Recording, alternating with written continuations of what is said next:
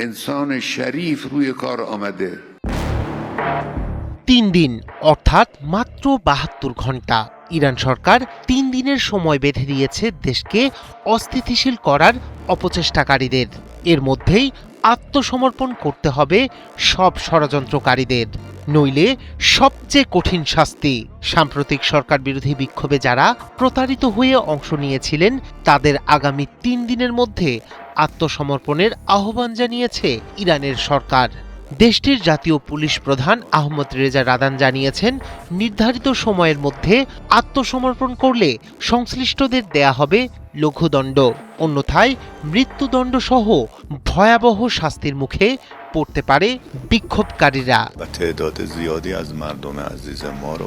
ইসলামী বিপ্লবের ঝান্ডাধারী ইরানের সর্বোচ্চ নেতা খামেনিকে মসনদ থেকে নামাতে আমেরিকা ও ইসরায়েলি চক্রান্তে ইরানে আন্দোলন করে অনেক মানুষ।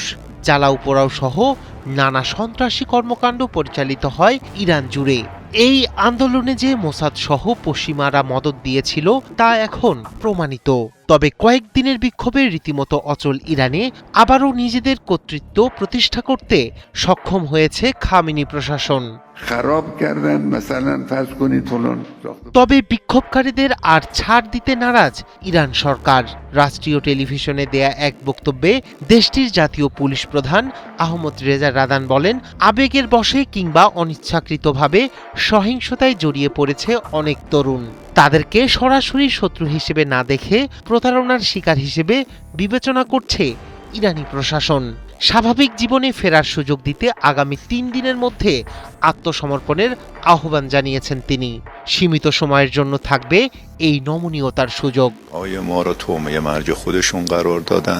তবে এই সুযোগ শেষ হলেই বদলে যেতে পারে পরিস্থিতি।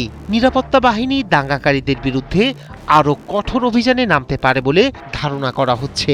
এরই মধ্যে তেহরান সহ বড় শহরগুলোতে জোরদার করা হয়েছে নিরাপত্তা ব্যবস্থা।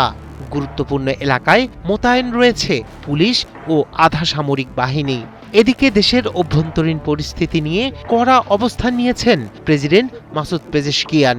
তিনি সতর্ক করে বলেছেন, সর্বোচ্চ নেতা আয়াতুল্লাহ খামেনির ওপর কোনো ধরনের হামলা হলে তা ইরানের বিরুদ্ধে পূর্ণমাত্রার যুদ্ধ হিসেবে গণ্য করা হবে। এই উত্তেজনার মধ্যে নতুন করে বিতর্ক তৈরি করেছে মার্কিন প্রেসিডেন্ট ডোনাল্ড ট্রাম্পের বক্তব্য। ইরানের নেতৃত্ব পরিবর্তনের আহ্বান জানালেও তেহরানের সাথে আলোচনার ইঙ্গিত দেন তিনি। এতেই হতাশ হয়েছেন অনেক আন্দোলনকারী। তেহরানের কয়েকজন বাসিন্দা জানান, কার্যত থেমে গেছে বিক্ষোভ। ফের রাস্তায় নামবে নাকি ডোনাল্ড ট্রাম্পের পরবর্তী পদক্ষেপের জন্য অপেক্ষা করবে তা নিয়ে মানুষ এখন দ্বিধায়। অনেক প্রবাসী ইরানি মনে করছেন, ট্রাম্পের মুখ ফিরিয়ে নেয়ার মাধ্যমে শাসকদের বিজয় হয়েছে। রায়হান কবির শুভ্র, ৭১।